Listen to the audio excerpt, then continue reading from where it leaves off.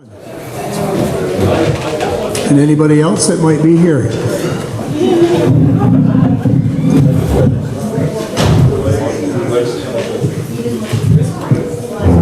I'm Bill Scott from Addison County Farm Bureau and also Vermont Farm Bureau.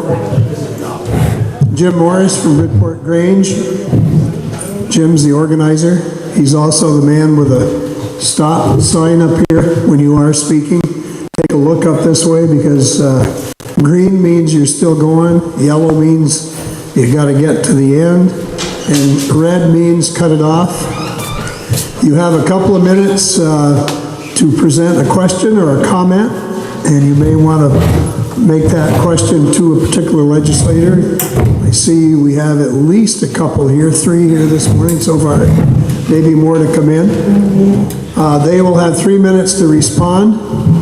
We'll try to keep it going in that direction.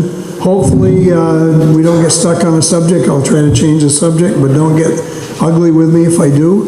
I had that happen one time. I couldn't understand why. We've been going 30 minutes on a topic, and Jim probably remembers that. This guy gets on. Anyway, I won't tell you the story. I'd like to thank Carolyn for putting things together here for refreshments this morning, and if she wants to come up moderate partway through, she was more than happy to do that. I'm happy that you're And if I get short, then Tim Buskey is sitting in the audience here. Okay, let's start out by the legislators and senators standing up. Come up to a mic and present yourselves this morning. Okay, good morning, everyone. I'm Ruth Hardy. I'm one of your 2 senators from Addison County, and I serve on the Agriculture Committee and the Education Committee. Thank you for having us to weigh in. Good morning. My name is Chris Gray. I live in New Haven. I'm the other Addison Senate District Senator, and I it's my 11th year in the legislature, in the House, and now on the Senate side. In the mornings, I serve as chair of Natural Resources and Energy. In the afternoon, I'm on government operations. Good morning. I'm Representative Terry Norris. I live in Shoreham. I represent Benson, Orwell, Shoreham, and Whiting, and I serve on the House Ag and Forestry Committee. Right now, we are working on 2 Senate bills. I think it's S-160 is an Ag Economic Development Bill with 17 sections, so quite a lot of things to do. We plan to vote that out probably the end of next week. And we're working on another Senate bill involving hemp that we'll be voting out probably on Tuesday.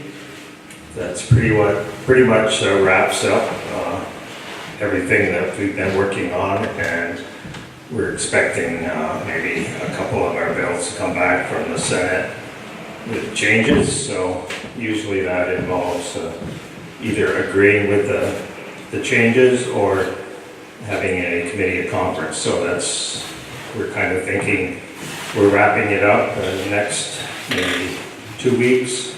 We're hoping to be done in 3 weeks.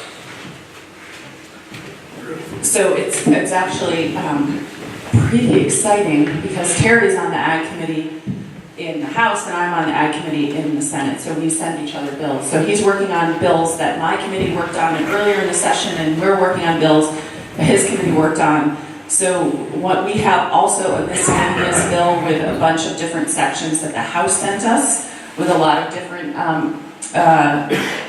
some similar to what was, there's some of the same things that are in each bill and some a little bit different. We also are about to finish up a bill about pollinator protection bill, which would more regulate neonicotinoids, which are a family of pesticides that are really harmful to bees and other pollinators. And if anyone's interested in that, I can talk about more in depth. We are also working on a bill about farm to school and school meals to make sure that our kids are getting, more of our kids are able to eat school meals in school and also eat food that is produced locally in Vermont. And we're also working on a bill on farm to plate, which is a larger program, not just focused on schools, but it's about 10 years old, and we're reauthorizing that program to be in existence for the next 10 years. So we'll look at it again in 10 years, but it's been a hugely successful program that Senator Bray was involved in. It started 10 years ago when he was in the House. And we're also trying to remember the last bill that we're working on in Ag. It will come to me, but it's kind of cool that Terry and I get to switch bills back and forth. On farm slaughter. Oh, on farm slaughter. I don't know if any of you slaughter animals on your farm, but we are looking at the regulations and rules surrounding on-farm slaughter. And there's a small tax bill about logging equipment. You guys have that one, right? Yeah. So anyway, those are the things that we're working on, and we're going back and forth with these bills, which is kind of fun. Thank you for being here this morning. Let's have the first question or comment. Would you give your name and where you're from? You took the words right out of my mouth. John Ball from Addison. Ruth, I'd like you to speak a little more on the pollinator bill. And Terry, I would also like to hear a little bit about the hemp, what's going on in the hemp bill right now. I wasn't aware that there was more legislation going on there. I'd also like to editorialize a little bit. I think they call it Salisbury Swamp between here and Cornwall, isn't it? I was here and driving that in the mid-90s. And I don't think even this time of day I ever drove through that swamp without having to turn on my windshield wipers and wipe the bugs off. I didn't see a single bug. I watched for birds coming down from Cornwall where I turned off 125 onto 30. I saw two birds all the way down, and I was paying very judicious attention. This is going on and on. The pesticides, the herbicides, the insecticides are a real detriment to not only life or wildlife around here, but us as well. It is coming home to rest on us. We need to do something, we need to do it quickly to rectify the situation. You'll get a lot of pushback from Monsanto and Bayer Monsanto now. I want to remind us all that we can really rely on corporations like Monsanto the way we rely on truth coming out of the tobacco companies, the mercury companies, the asbestos, global warming, you name it, it goes on and on. These people are not honest. These corporations are not honest. I see I'm out of time. It's probably just as well. Thank you. Just a bit about the hemp. Basically, we didn't make a lot of changes. The only changes were actually that we increased the registration fees quite substantially. That's in order for the Agency of Agriculture to hire 2 new people to run the hemp program. One will be an education specialist, and the other one is more on regulations. But other than that, everything is going smoothly with that. Sorry, I just took a bite of that. I should have known better. I'll just add a little bit to the hemp thing. In the 2018 Farm Bill, the federal government allowed hemp to be a legal agricultural product. It had been restricted. So we had a bill that would update our statutes to be in line with the federal statutes now that the feds recognize it as a crop that is okay to farm nationally. We already had a hemp program in Vermont, so a lot of it was aligning what we had already been doing with the feds, but now because it's legal nationally, we expect a huge expansion in our hemp program. I know that there are a lot of farmers who are going to probably be doing some hemp on the side. So we updated the program. We did institute higher fees because we expect more people to be doing it, and We also wanted to make sure that the program was high quality, that the hemp that we're producing in Vermont is high quality hemp. So there's a lot of testing involved and processing involved. It's a crop that is where you have to dry it really well so that it doesn't get moldy. So there were a lot of sort of measures put into place to make sure that our hemp program was open for small hemp growers. If you want to just grow a small plot of it, you aren't charged a lot, you don't have to pay a huge fee, but if you're going to grow more, the fees go up, and if you're also going to be a processor, the fees go up in order to pay for the positions that Terry mentioned at the Agency of Agriculture. So that's hemp. You're going to cut me off? No, I'm just, make sure you do the insecticide. Yeah, the neonicotinoid bill. So the bill that was sent over from the House, this is a bill that's been batted around in the legislature for a number of years, and we feel like we've gotten to a point where we've gotten pretty much everybody on board. In 2011, I think, no, more recently than that, 2017, there was a pollinator committee that looked at what could we do to better protect bees in Vermont.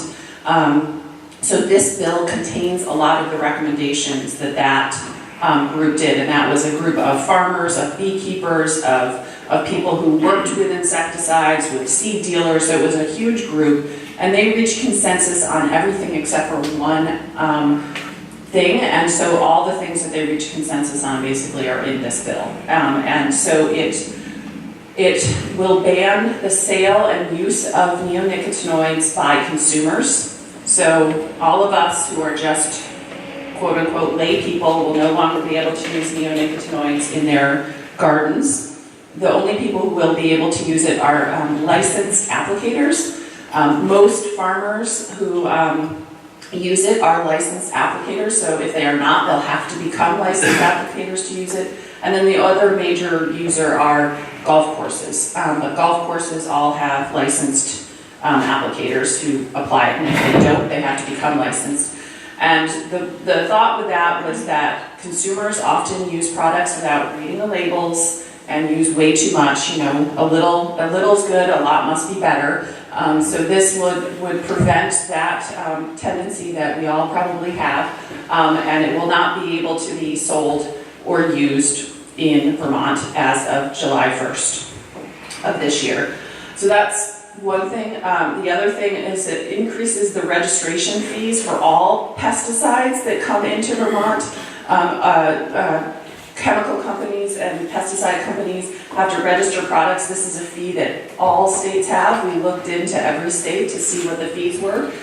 We increased ours by $25 per, and that fee will pay for 2 positions at the Agency of Agriculture. One is a specialist, a pollinator specialist who will work with the bee community, with bees and people, to make sure that they're educated, and then about protecting pollinators. And then the other position will be an enforcement specialist who will work with places like Obashan and Agway to make sure that they're not selling neonicotinoids to consumers, and to educate them about the harm of those products. So those 2 positions. It also increases It increases the protection of bees, and the bees coming into Vermont will now need to be inspected by their point of origin at least 60 days before they came in. Before it was 10 months. 10 months is a huge amount of span in the bee's life. And so what we were seeing was bees coming into the state that may not have been healthy bees and spreading disease to our bees. So we're trying to decrease that possibility by decreasing the timeline for which bees need to be inspected, and if they're found to be diseased, they will not be allowed in the state. It does allow Vermont beekeepers to temporarily, some beekeepers, especially along Lake Champlain, send their bees over to New York to pollinate orchards over there for a few days, a few weeks, and then come back. As long as it's within 75 miles, they don't have to be inspected when they come back. It creates an education program for beekeepers in cooperation with the Vermont Beekeepers Association, which is an association that's been around since 1860 and does a lot of great work with beekeepers, so trying to create more collaboration between our Agency of Agriculture and the Vermont Bee Association. I believe those are the major things, and I'm happy to answer questions if you had a specific question. I'm sorry, my back is to you and you asked the question. Did you have anything else that you specific about either bill? Covered it quite well, thank you. Okay, thank you. Do you have, Ruth, before you leave that, or Sure. Terry, either one of you, what are some of the names of, or brand names of some of the chemicals that people might be using, and what are they using it for? Yeah, that's a good question. I don't know the brand names. I know a lot of neonics are used on roses because there are certain grubs that can be harmful to roses. Usually they kill grubs and things that are in the soil. And Turf. one of the problems with them is that they're systemic. So once they're in the roots of something, it gets into the leaves and to the pollen and the flowers of a plant. So even if it's put in the ground, it will be in the plant for bees to pollinate. The bill does not, at this point, deal with seeds that are pre-treated with neonics, which is something that I know a lot of farmers use pre-treated seeds, and they're treated with a bunch of different things, including neonicotinoids for corn and soybean. Those are the two. We don't have a lot of soybean in the state, but we have quite a bit of corn.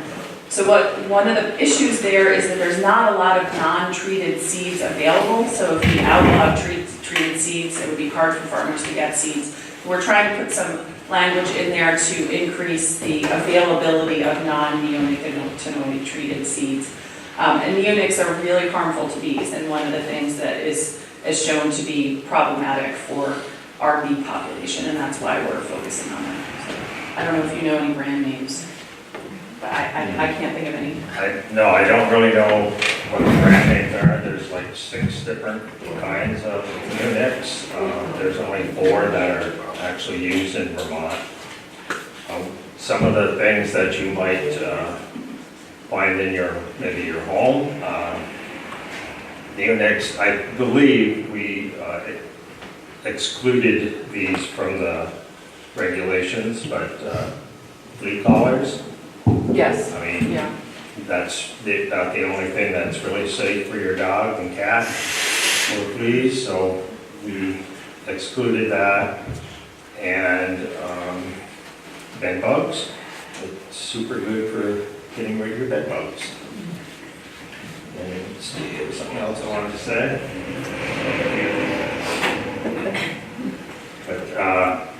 But last year we actually did a bee pollinator protection bill, and when we did that, we required seed dealers to offer non-treated seeds because a lot of people that actually wanted to plant non-treated seeds had a hard job finding them. So we required them with about a 3 months notice to actually offer non-treated seeds. Thank you, Mark.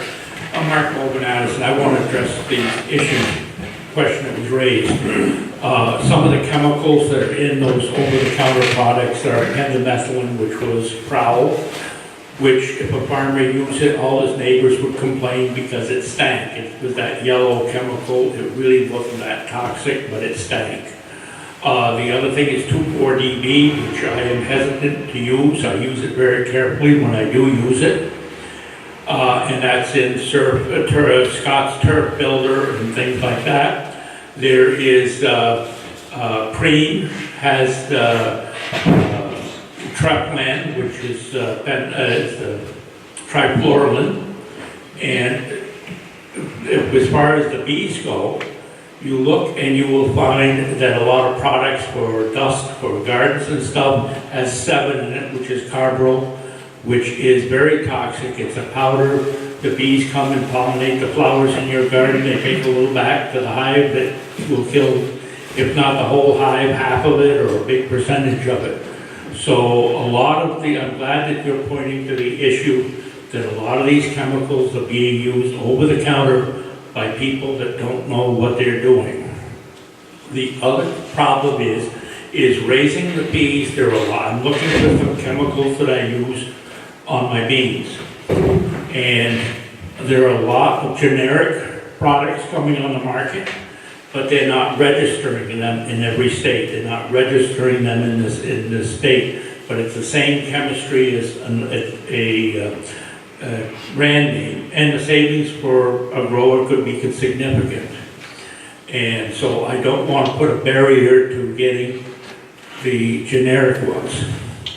Over the years, there's been a lot of talk about Roundup. Everybody's dead set against now Bayer, Monsanto Bayer.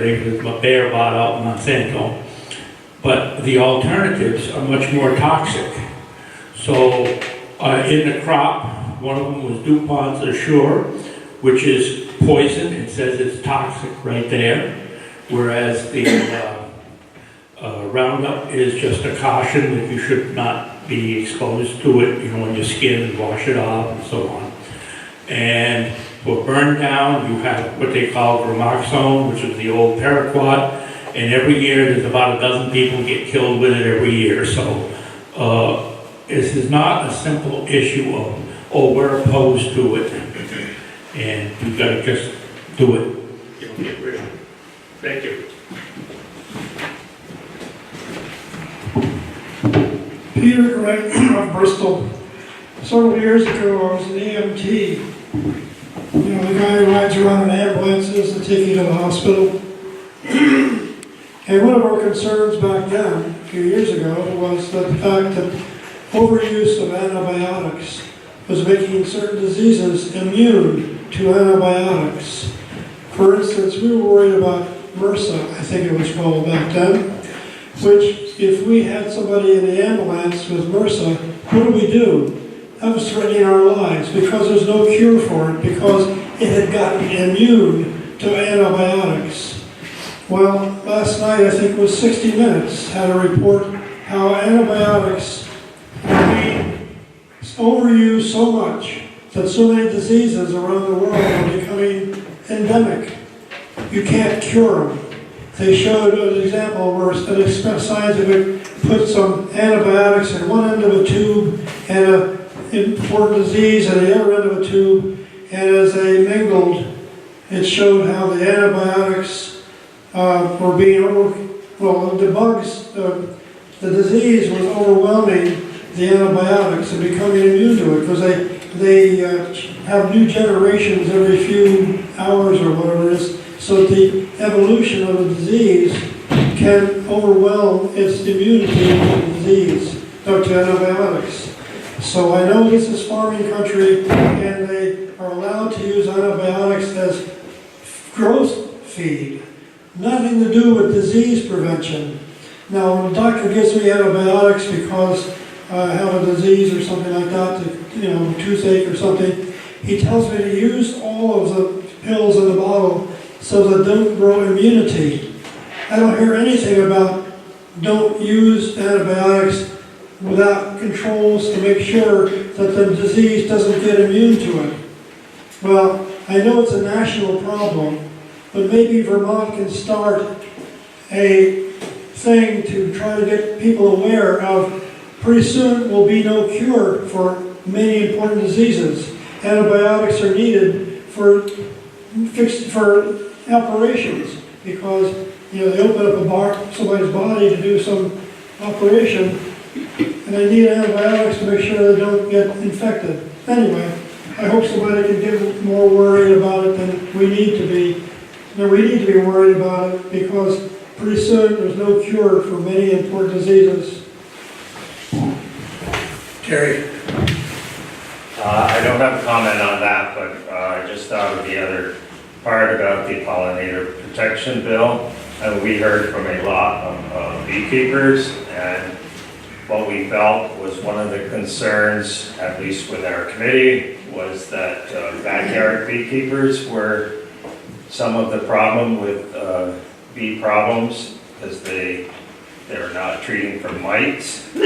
So we decided to offer not a mandatory certification for beekeeping, so the agency could put out some PSAs about how to manage your bees for healthy living. Spence Putnam, Weybridge. Chris, I have a question for you. I know you've been working very hard on clean water issues, and so I'm interested in what that work has entailed. But on the radio the other day, you expressed great confidence that a funding solution is in sight. So I'm wondering where we are on funding clean water initiatives. So the main bill for clean water, this year's Clean Water Initiative Bill, S96, we wrote it in the Senate, and it focuses on how to deliver the services for clean water. So there are 336 organizations around the state that partner with Agency of Agriculture plus Agency of Natural Resources to do all the different sorts of clean water work that we're familiar with, everything from water bars on forestry projects to stone line ditches on town roads to wastewater treatment facilities to the required agricultural practices. So under the 2015 Vermont Clean Water Act, there's a broad suite of practices going on. The state has the legal responsibility to enforce the Vermont Clean Water Act as well as meet the federal Clean Water Act. We're a delegated authority. So the state holds a responsibility, but it is not a large enough organization to do all the work. That's why we have so many partners all over the state. One of the things we want to be sure of as legislators always is that we are spending taxpayer dollars as wisely as possible.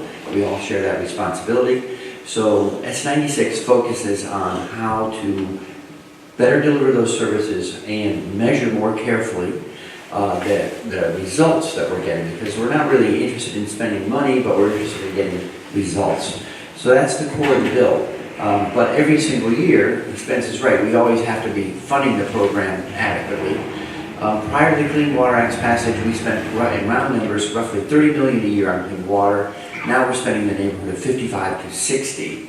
So there's a lot of money going out, and we want to make sure we're spending those dollars well. How we raise the money is a struggle, to be honest, every year, because there are many, many worthy competing priorities, from child care to health care to addressing the opioid problem, as well as environmental issues. So we always have a struggle to put all those, it's a little like sitting down at your kitchen table and laying all the bills out that you have, and now you have your checkbook and you've got to pay them all. How much are you going to be putting into them? We're in that phase right now in the legislature where between in the House side, Ways and Means plus appropriations, on the Senate side, Finance plus appropriations. Those are the committees that are in essence going to be moving to the kitchen table in the next few weeks, saying, what are all the things we're trying to fund? How much money do we have to do it? Are we going to raise any new revenues to bring us into an acceptable balance between all the parties? So House, Senate, plus the governor. On clean water, I don't think we will, when I put in S96, one of the ways to ensure that you have a conversation that moves forward is to make a proposal. The theme for our clean water work has been everybody in, everyone contributes. We do that to some degree just through our general fund taxes, but with our doubling of the effort, the question is, do we need more revenue to do that? One proposal was, per parcel fee. Every parcel is contributing, and but has not found a lot of fans. I'll just say it that way. Hasn't found a lot of fans, and people are looking at different ways to fund it. I'm not sure what Ways and Means on the four committees will come up with, but they have set a range for themselves to make sure that it's funded between 50 and 60 million, keeping it in the neighborhood of what we're currently spending. And I'm not sure what mixture of taxes and appropriations they'll move around to get there, but they've assured me they're going to get there. Don't leave for a second. Bob Ziegler report. This is for Chris. How does the clean water funding at $55 to $60 million, how does that match the need to meet the federal government's minimum, that long-term goal that we have there? I've forgotten the exact term. Sure, so we have it's often called the TMDL as a shorthand for the program to clean up different waters of the state. That actually stands for total maximum daily load. So how much of some nutrient or pollutant can a water body accept and stay in relatively good health biologically. If you add too much, you overwhelm it. So then you end up things with like algae blooms, blue-green algae blooms, green soupy water that no one wants to be around, and it's unhealthy. So those plans often just get referred to the TMDLs, and we have 11 of them in the state. So we might think a lot about Lake Champlain, but there's Lake Carmi, which was in the news a lot in the last few years, and there's Lake Memphremagog has one. On the east side of the state, they're forming one right now for the whole Connecticut River Basin because nitrogen, on this side it's too much phosphorus going into water. On that side it's too much nitrogen getting into the Connecticut River and getting down to Long Island Sound. We're having the same kind of issues. If you put too much of both phosphorus and nitrogen are essential elements, but in excess they drive these kinds of algae blooms and water quality problems. So can you remind me? Yes. That's all the background of how we're getting it organized. $50 million. Yeah. Will we be able to meet those requirements with that fund? Right. So the federal government, the TMDL was written by the federal government. We signed off on it, and basically we have this document which has a whole series of quote-unquote reasonable assurances. They are milestones that we need to hit to assure the federal government that we are treating this contract basically seriously. They don't specify what sustainable long-term funding means. They're leaving up to the state to figure that out, but they do look at what we did. The governor brought forward a proposal this spring. You might have heard about using a state tax to fund clean water work. And the feds looked at it and said, we think you're probably okay. You had basically a thumbs up. So that was roughly $50 million. And so we know the ballpark in terms of what kind of spending, but there's a lot of politics in terms of figuring out what dollars you want to use to achieve the budget. The question I have is, where does all that money go? What's it spent on? So it's a great question. It's something that's what S96 is about this year. It's in terms of trying to ensure that we're always spending these dollars as wisely and effectively as possible. So I mentioned 336 partners. So that is many municipalities throughout the state, since a lot of them, every municipality has clean water obligations, whether they're operating a wastewater treatment facility or they're just maintaining their roads. And the old version of maintaining roads was get the water off because it's a problem for roads. When it's in the ditch, we didn't worry so much about where it went or how much of it went to. So now we're trying to manage runoff from all sorts of spots, roads, parking lots, roofs, whether it's a paved surface or a crushed stone. I mean, they're both impervious. I'll go back to what's the ideal. The ideal is rain comes down, it soaks in the ground where it lands. Every time we do something that disrupts that, now we start to take rain and it picks up pollutants and it starts to run off. So coming back to your question, we're managing in a lot of different ways. On farmlands, we have the required agricultural practices that grew out of the Vermont Clean Water Act. We have municipal roads general permits, so you've probably seen culverts replaced. Often they're larger culverts than the old ones. They're engineered. They may have cement abutments on them to make them much more resistant to heavy rain events. Ditches are getting dug deeper, being lined with stone. Parking lots are starting to have things like grassy swales around them so that runoff can slow down and sink into the ground before leaving. There's wastewater treatment facilities are being upgraded. We get much heavier rain events now than we used to only 50 years ago when a lot of these wastewater treatment facilities were installed in the beginning. So by design, these things protect themselves from when all the storm water comes to a wastewater treatment facility. You can think of it as a giant wet compost heap. There's a lot of microbes in that wastewater treatment facility. If you flush through millions of gallons in a hurry, you actually wipe out all the good bugs that are living there that are doing the digesting. So They divert water during heavy rain events. I have an app on my phone that tells me every time one of those happens in the state, and it's been going off repeatedly every day for a week now with all the overflows and heavy rain events and all the melt. So it's really, if you think of any part of the landscape, there's someone now who's managing that landscape in a different way. We upgraded our forestry practices, farming practices, developed lands have different rules, municipalities, wastewater treatment facilities.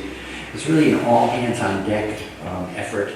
And which makes sense because all these waters are connected. It doesn't really matter where they start or finish. They travel through all the territory in the state. Thank you, Chris.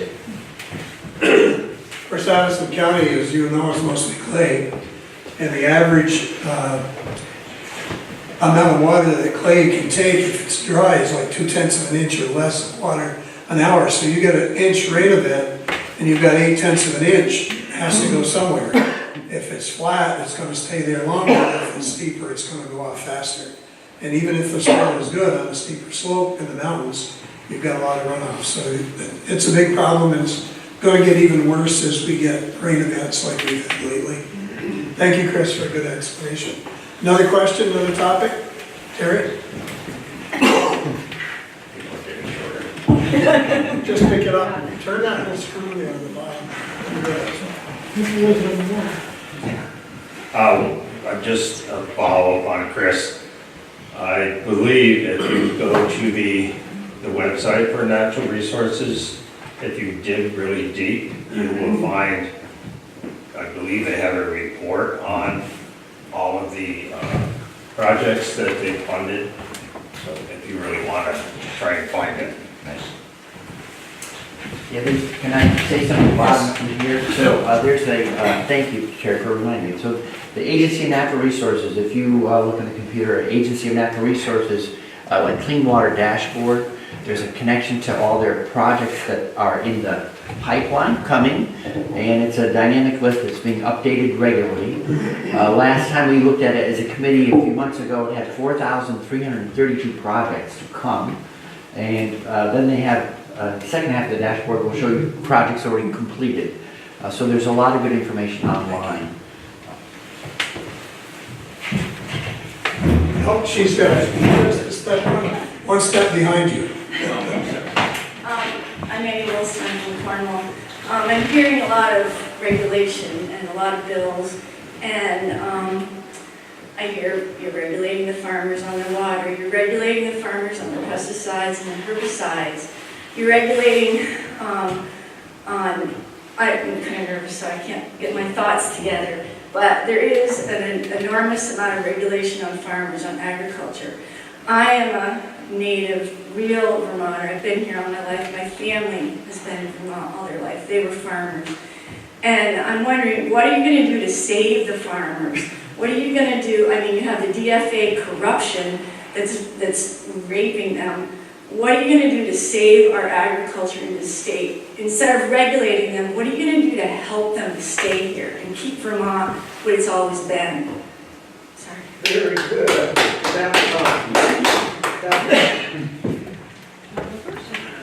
I don't see anybody jumping there.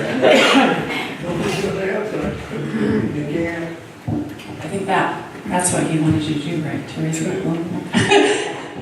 So Annie, that's your name, Annie, right? Thank you for that question, and I definitely hear you, and I can tell you that this is a conversation that both my committee and Terry's committee have pretty much daily. And are you a dairy farmer? My family's a dairy farmer. I have a farm. Do you still milk? No, I can't.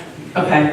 Well, we participated in the Northeast Dairy Summit a few weeks ago, and there was a lot of conversation specifically at that summit about the future of dairy. We heard from a speaker from New Zealand that talked about the sort of model in New Zealand, and we heard from a speaker from the University of Virginia, I believe, who talked about sort of the international markets about milk and milk pricing and farming. And I understand your frustration. It's fairly bleak in terms of what's going on with the economics of especially dairy farming in nationally and internationally even. A lot of, as you know, and I don't want to tell you everything you already know because I know you know all this, but the pricing of milk is set internationally, and unfortunately Vermont is not able, as a single state, to be able to change the price that farmers get for their milk. And that's one of the sort of bottom line issues, is that farmers are not getting paid enough to meet their costs for their milk. And in terms, so we are, there were 2, I believe, reports, maybe 3 reports that came out of that dairy summit about sort of the future of dairy. And I think that 2 of the important things are, one, farmers are going to have to continue to be ever more resilient, and both financially and environmentally resilient with their practices and with their finances. And also diversification, being able to do more than just one type of farming. And that's one of the things that I talked about with the potential for hemp. And I know that that's not a solution for everyone. But I don't think there's an easy answer. There are people who've been working on this for decades, literally. We hear from people who for 50 years have been trying to solve this problem and don't have any easy answers. And so I unfortunately don't have an answer for you. It is something, though, that we talk about pretty much constantly in our committees about what we can do to help farmers. I mean, there is some good news, is that the number of farms is actually increasing around the state, and here in Addison County is one of the places where it's increasing. They are increasing the most, with lots of different kinds of small farms that are diversifying the kind of agriculture that we do here in Addison County in particular. So we should be really proud of our county and the work that we're doing here to make sure that we are trying to stay viable. We also are trying, we're doing several bills on making sure we get more local foods into our schools and into farm to plate here in the entire state, making sure that people in Vermont are buying local agriculture products. And we're also working on more ways to market our products outside of Vermont, to make sure that people outside of Vermont are buying our Vermont products. I'm going to turn it over to Terry or Chris. Chris was up first. So I appreciate your comments, and on the side for regulation, I remember Abraham Lincoln said that the legitimate object of government is to do for a community of people what it cannot do so well or at all for itself in their separate individual capacities. So we come together to do things that individuals can't do for themselves.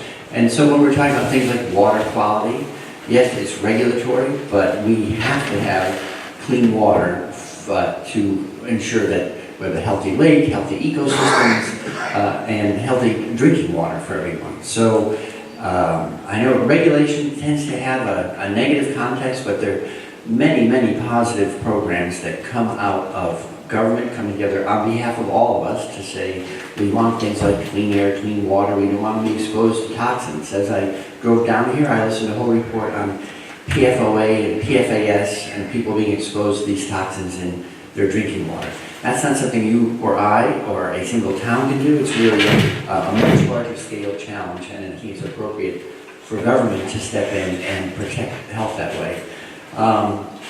To follow up a little, we are definitely in a difficult transition time on agriculture. It's changing in a big way. It seems like for those who are staying in sort of mainstream dairy, the farms are getting bigger and bigger, and the middle and smaller farms are under tremendous pressure, and some of them are going out, selling to their bigger neighbors, or evolving into some other form of agriculture.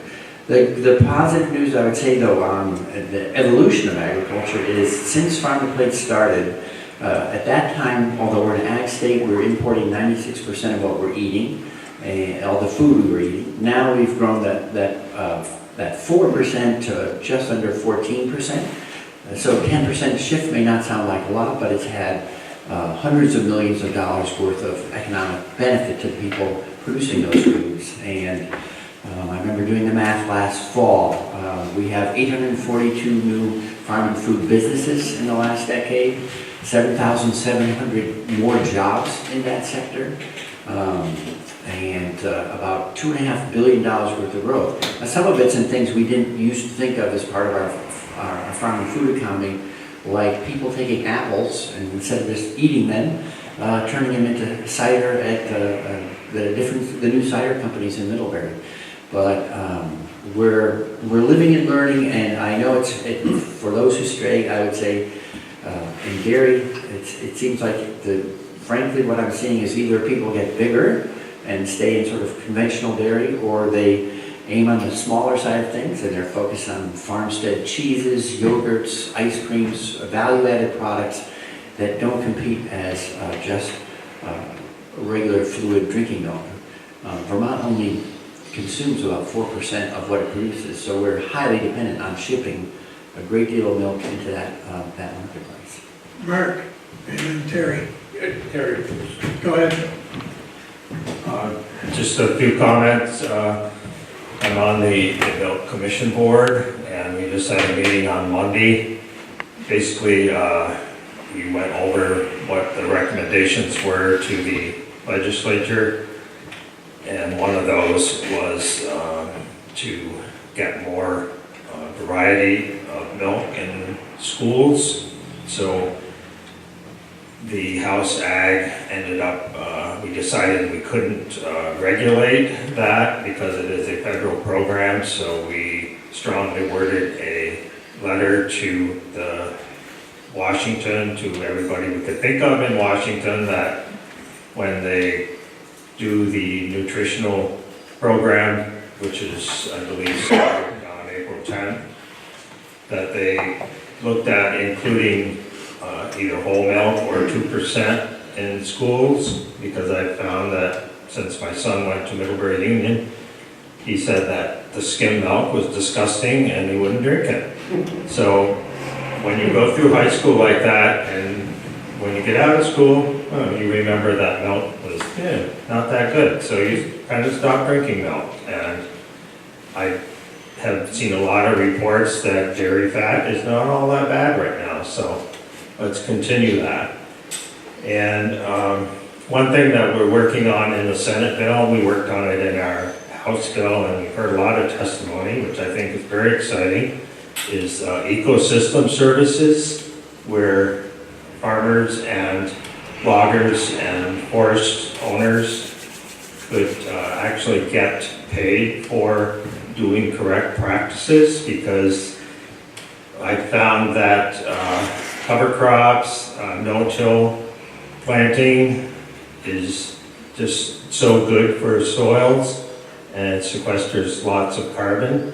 If you continue doing that over an 8 or 10 year period, you're probably going to, at least the farmland in Vermont will sequester all of or at least half of the carbon produced by the vehicles, plus our healthy forests pretty much do that already. We have a lot of forests in Vermont. They're like 79% forests.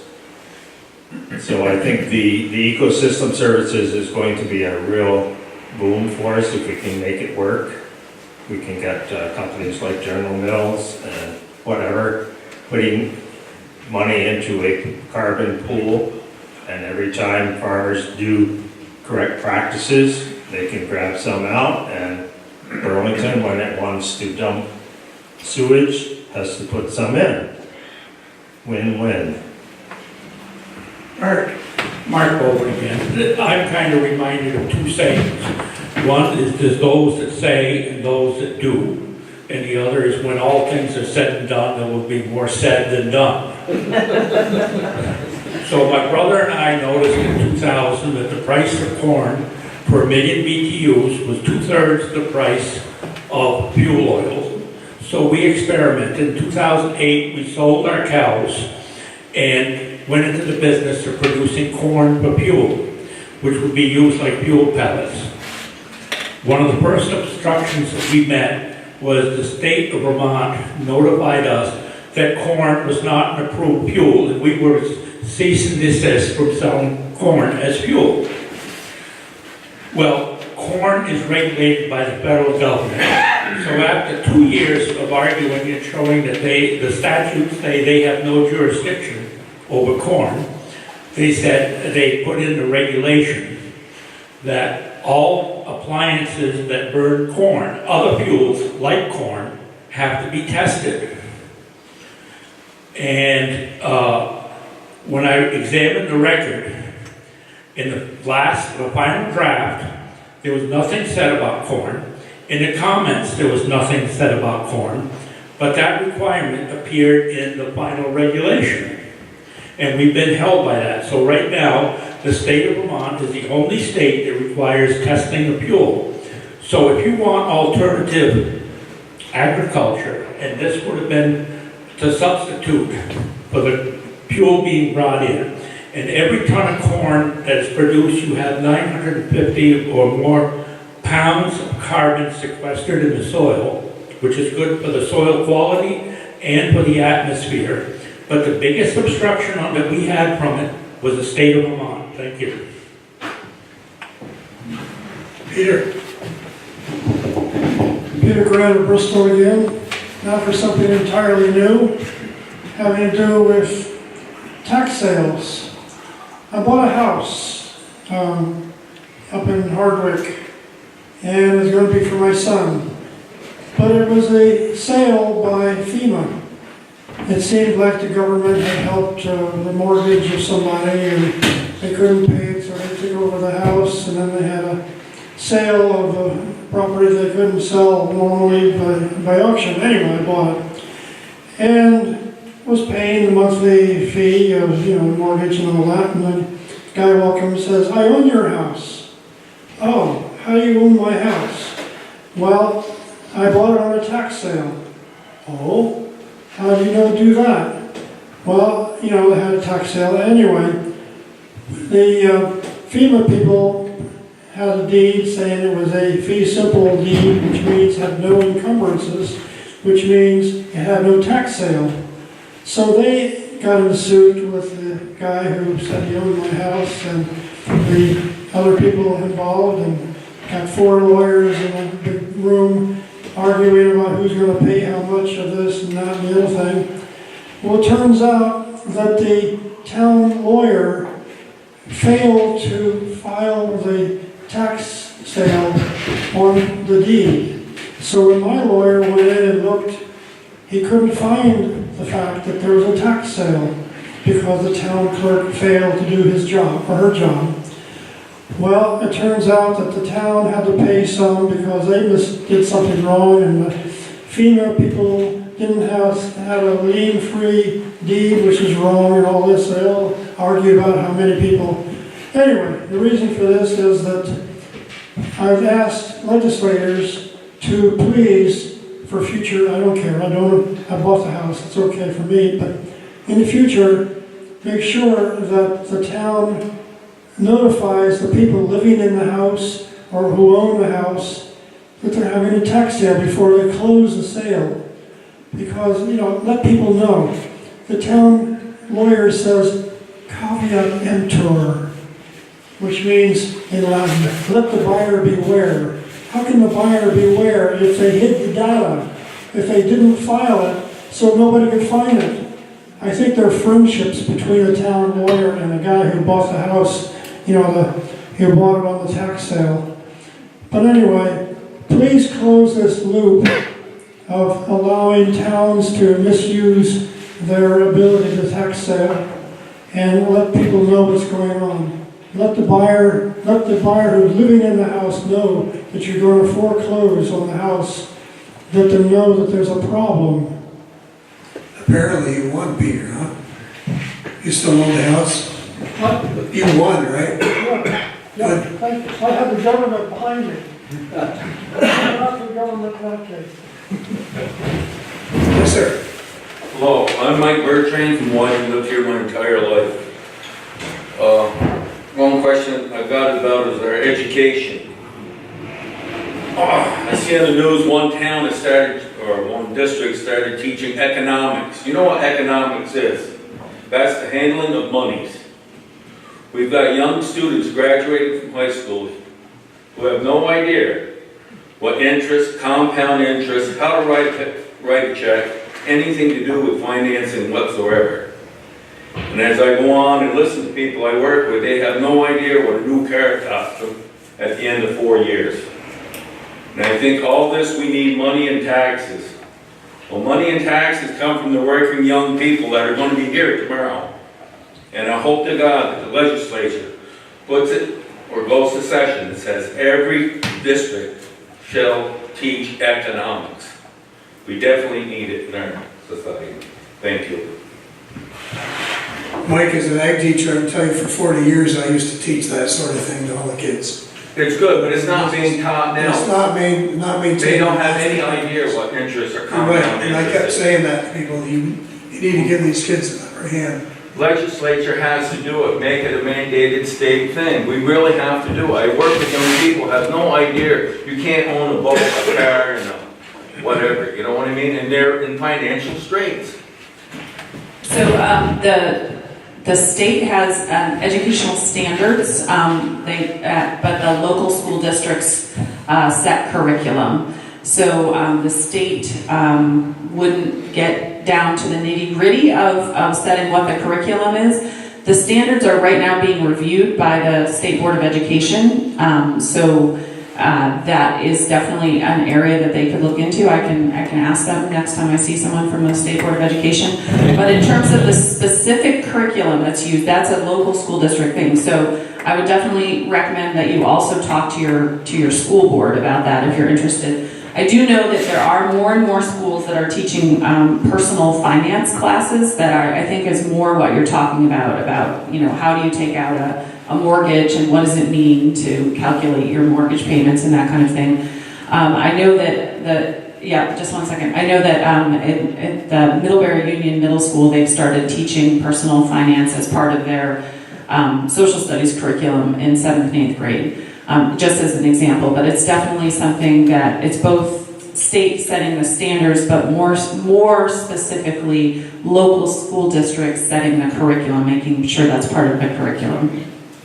Very correct on that, but we all have to remember, we've got young students graduating from high school, going to college, not realizing what the federal interest is, 8.5%. Those people are going to college, do not know what 8.5% is. And I work with a lot of young engineers, they owe up to $130,000 before they're done their education. Are you talking about student loans? Student Yeah. loans. So And see, that would come in underneath the economics. We got people going to college that don't even know that. I mean, there's something wrong.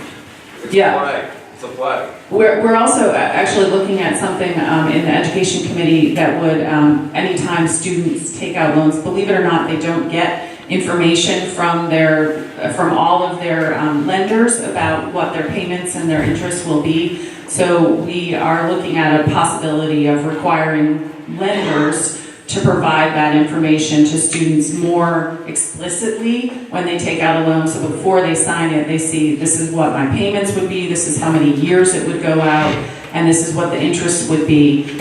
Because you're right, a lot of them don't see it, and part of the reason they don't is because the lenders themselves are not being as transparent, and it's definitely a problem because people are getting into more debt than I think they realize.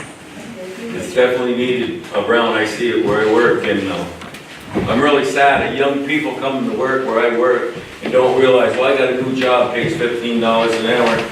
And I said, well, how much is the interest on that? And I have to sit down there as a layman and show that. Yeah. That's sad, because everybody buys a car. That's sad, very, very sad. Thank you. Ed Perry, report. I'm glad that Chris was a very good politician and sidestepped on how we're going to pay for things. I heard that one of the proposals that Scott had in his budget was for clean water was rejected. Then we have Governor Scott saying that there's 125 million that isn't covered, proposed that isn't covered. And we get, well, we'll figure it out. And when in response to a specific question, so what are we doing? Are we doing anything that requires, that helps the little fella? I don't think so.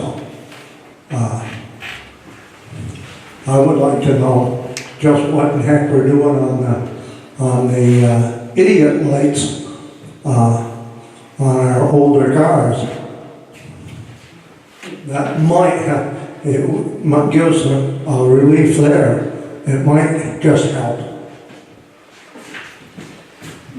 A brief response on the budget. So we, the chair of Senate Appropriations came in and did a presentation on all the funding requests that have come in this year.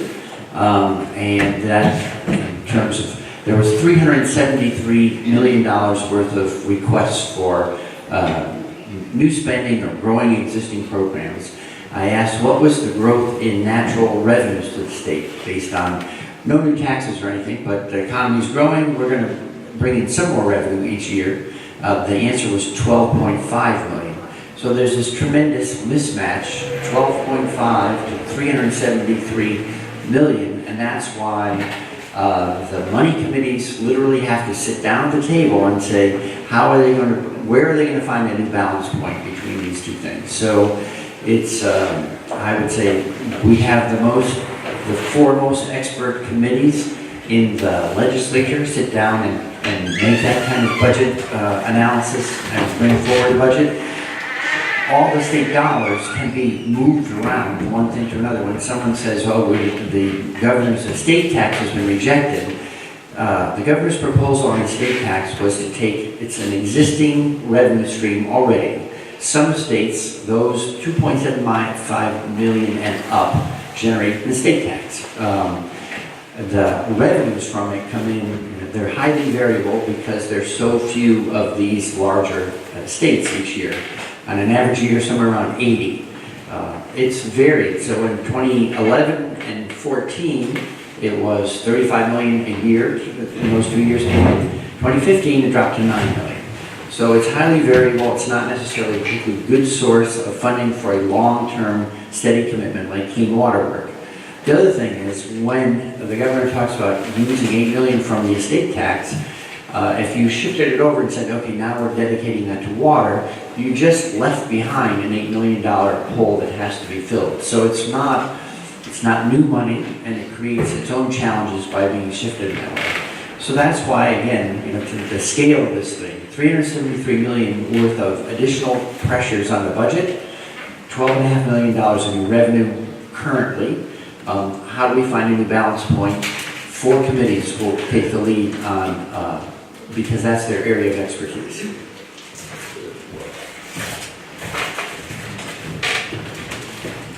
I just want to make one more comment about the milk situation, because I have to take off, I have an appointment at 9. But one of the things that we learned in the Dairy Summit and the Milk Commission meeting, that there's in the works, at least, or a lot of thought about a supply management system. There's a group in Wisconsin that's trying to get everybody involved. It's after 5 years of low prices and too much milk. It seems like this may be the way we're headed if we want to make a change. It's not going to be easy and it won't be quick, but nothing is. So, thank you. Would you call that something similar to quotas? We call it similar to that, but we call it supply management. Canada's had a quota system for many, many years. And their dairy industry seems that a quota actually when a dairy farm sells out is worth really more than the farm itself. So I think we could have taken a lot of good hints from our neighbors many years ago and maybe not called it supply management. We did have a supply management program for the Northeast, when, about 10 years ago? 20 at this point. 20 at this point? Yep. That seemed to work to some extent. Yeah, I mean, I've known cows for 40 years, and it's never been easy, and we've had about a 2% too much milk for as long as I can remember. And nothing has changed, and there's less farms, but more milk, so cows are just too good at making milk. And people are stopped consuming it, and you can't force people to drink, so we use milk. Yeah. And the average cow, when I started teaching ag, Terry, was like 10 to 12,000 pounds a year average. And then when I quit, it was over 20,000. I've heard that if every person in the US went and bought a gallon of milk, and, well, you can't dump it in your sewer because that would not make Chris happy, but but that would eliminate the surplus at least for a week or so. It's, it's just a fact that cows are doing great at making milk. I mean, who knew that a cow could give 120 pounds of milk a day, or more, 140 even. That's a lot of milk. It takes a lot of people to make that much milk. But it's something that we work and talk about every day in our committee, is how we are going to help Vermont agriculture. Whether it's, I've learned since I've been up there that dairy farming is not all what Vermont agriculture is about. We have, there's probably I think I heard 6,000 small diversified farms in Vermont. There's only 700 dairy farms, so just doing grass-fed beef, great for the environment and it's very tasty. And we're working on a way to allow food scraps to be fed to chickens.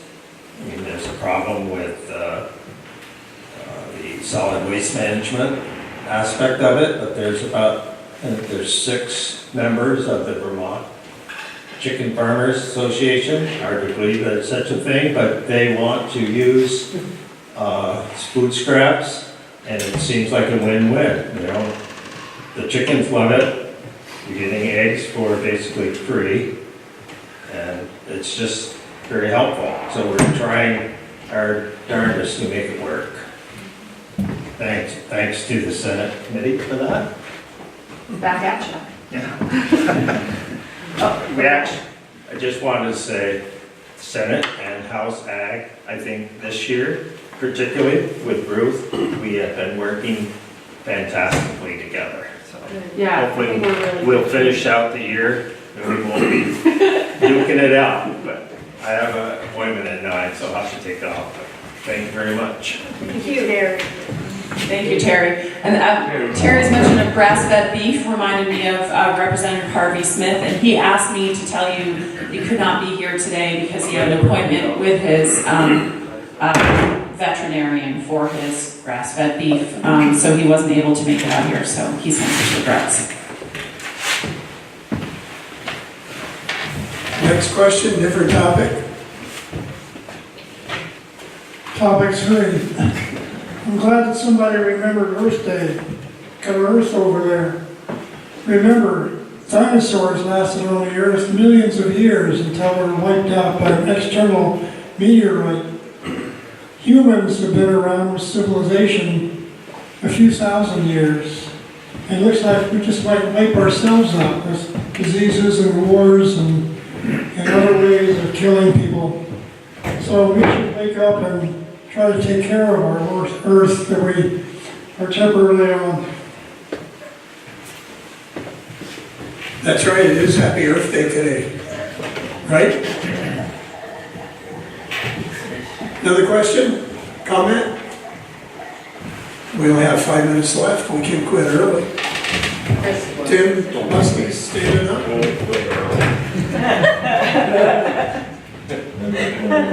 Never a good idea to quit early. I was thinking, this morning how beautiful it was driving down from the north to Whiting. And Southern Florida, right? it was a really nice drive, and I was happy to see spring out there, and I was very, very happy that my mother chose life. At any rate, I have a quick question about budget, since May is just around the corner. Are there significant changes or new taxes that are going to affect us all in the budget that you're about to adopt?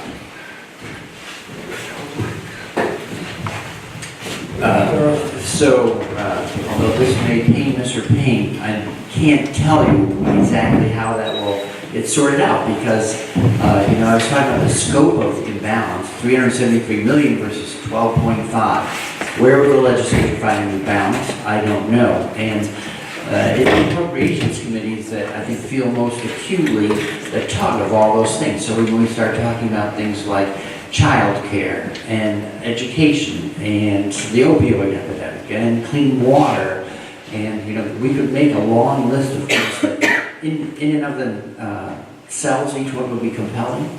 And how we find a balance in that is the struggle that we go through every year. Vermont's the only state, I believe, that doesn't have a law or a constitutional provision to have a balanced budget. But as best I know, in the state's 240-year history, we have never passed on a balanced budget. The only adjustments that we do is out of session. We have a special committee that meets to keep an eye on the checkbook. And if revenues are coming in faster, we might have a bit of a surplus, or if they're coming in slower, we might have a bit of a potential deficit. And they meet to keep closing that gap over and over again, so that we stay in balance year after year.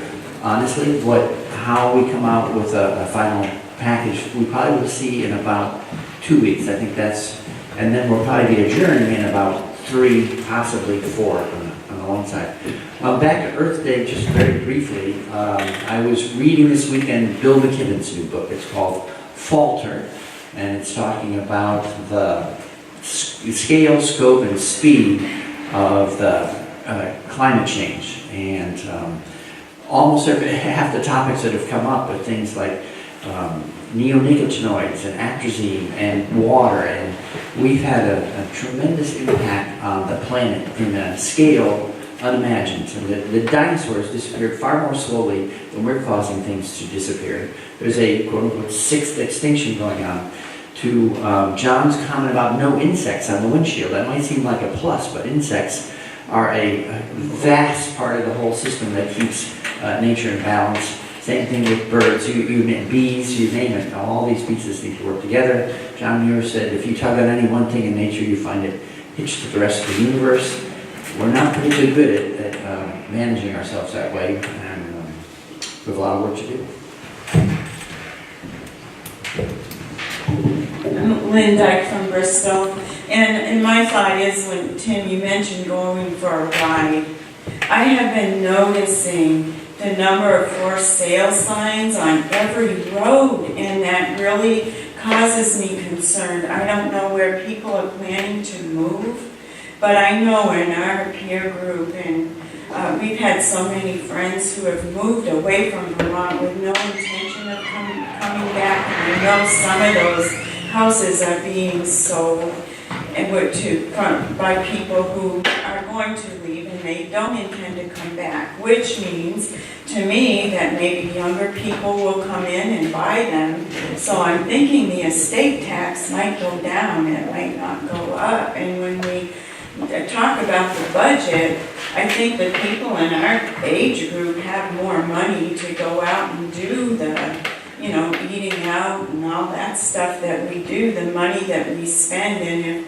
if we all leave, I don't know where that's going to leave this state too. And I think we need to think about that when you're doing the budget. Think about this stuff like that. We need to have a quality of life. We can't do without everything that we love. I'm a nurse, and I worked in the nursing home at Porter for years. And they restrict people's salt and they, pretty soon they don't want to eat anymore. And one of the worst things to do for an older person is lose weight. I mean, there's almost a law against that. And yet we want to take away all of the good stuff that we like so that we can breathe for a little while or whatever. Some things are really priority, and we need to think about what are the priorities here. I think priorities are, I'm going to say people, and we need a lot of things. So, just to think about the budget, that's not all there is.